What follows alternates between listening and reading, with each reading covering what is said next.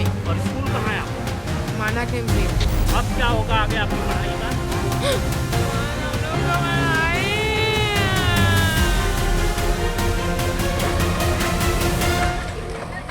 तो जैसा कि नकटी के ग्रामीणों को शंका थी, पूरी रात कल यहाँ के ग्रामीणों ने जागते हुए काटी।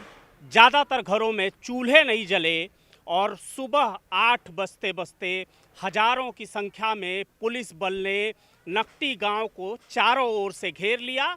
शासन और प्रशासन के लोग यहाँ आए, राजस्व की टीम आई और तमाम पुलिस बल अलग अलग जगहों से बुला करके और यहाँ घरों को जो तोड़ने की कार्रवाई है उसको अंजाम दिया जा रहा है।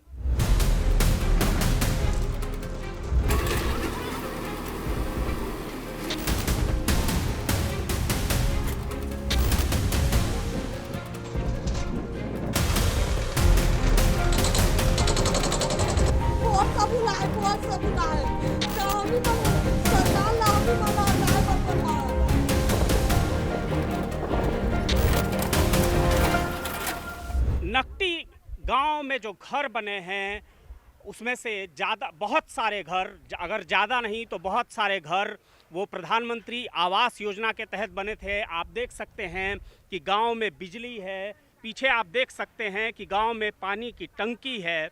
अब सवाल जो है वो ये उठता है कि अगर ये निवासी यहाँ पर अवैध रूप से रह रहे थे तो आखिर इनको घर बनाने के लिए प्रधानमंत्री आवास योजना के तहत लोन कैसे मिला? ये जो नल जल की टंकियां बनाई गई, अगर ये अवैध थी ये जगह तो आखिर वहां अवैध जगह पर नल जल की टंकी कौन और कैसे बना सकता है? उनको बिजली के कनेक्शन किस तरीके से दिए गए? ये सारे सवाल हैं जिनका जवाब अभी फ़िलहाल देने के लिए कोई उपलब्ध नहीं है और कोई तैयार भी नहीं है। मैं आपको दिखाना चाहता हूं कि लोग जो कुछ भी उनका बचा हुआ है, अब जबकि ये तोड़फोड़ की कार्रवाई पूरे ज़ोर शोर से और प्रशासन अपनी पूरी क्षमता और ताकत के साथ कर रहा है, तो जो घर उसमें से जो कुछ भी लोग अपना छोटा मोटा सामान बचा सकते हैं वो बचाने के लिए लोग जद्दोजहद कर रहे हैं। और इसके साथ ही साथ ये जो घर थे जो किसी का आशियाना हुआ करते थे, अब से कुछ देर पहले अब वो खंडहर में तब्दील हो गए हैं।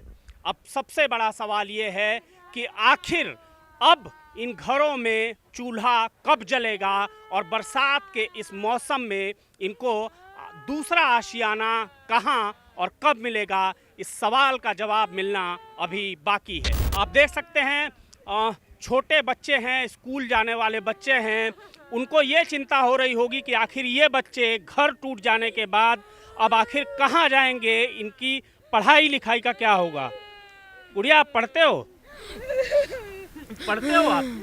हाँ। कौन सी क्लास में? 9th में। और स्कूल कहाँ है आपका? माना कैंप पे। माना कैंप में। कितनी दूर है यहाँ से स्कूल? 1 किलोमीटर। अब क्या होगा आगे आपकी पढ़ाई का? हम लोग का पढ़ाई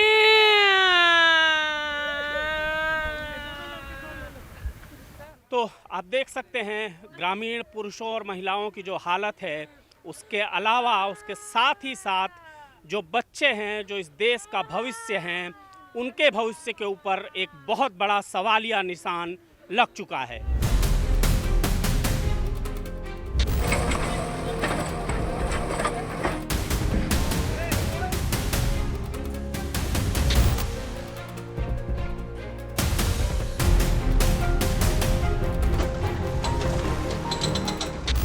मामले में एक और ध्यान देने वाली बात जो है वो ये है कि लगभग 1 साल पहले जब इन गांव वालों को इनके घरों को अवैध बताते हुए जब तोड़ने का नोटिस पहली बार दिया गया था, तो उस समय इनके जनप्रतिनिधियों ने और दूसरे नेताओं ने इनको ये आश्वासन दिया था कि इनके मकान नहीं तोड़े जाएंगे। और यही कारण है कि बीते 1 साल से ये सारे गांव वाले निश्चिंत थे कि इनके आशियानों पर, इनके सर के ऊपर जो छत है उस पर किसी तरह का खतरा नहीं होगा। अभी 2 दिन पहले ही ये लोग रायपुर के सांसद बृजमोहन अग्रवाल से मिले थे और उन्होंने भी इन्हें यह आश्वासन दिया था कि कम से कम बरसात भर तो प्रशासन इस तरह की तोड़ फोड़ की, इनके सिरों से छत छीन लेने की कोई कार्यवाही नहीं करेगा, लेकिन ये सारे के सारे आश्वासन धरे के धरे रह गए हैं।